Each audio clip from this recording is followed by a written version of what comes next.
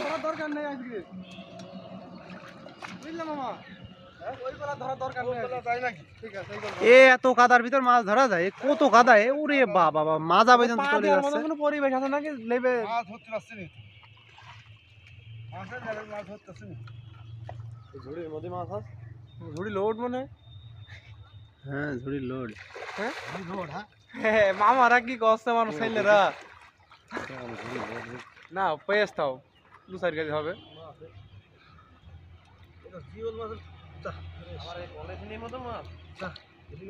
সবই মাছ গো।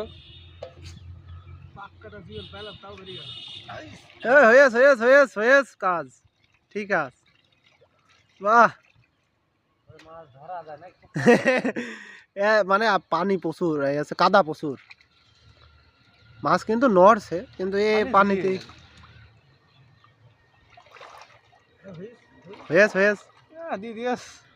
কাজ দিয়ে দিয়েছে ছেলেরা মাছ। পানি কি রাত্রি বেড়ে যাবে না? হ্যাঁ, অস্বাভাবিক কিছুই নাই, চারিদিকে তো ক্ষেত। মারবে কটা তোমার?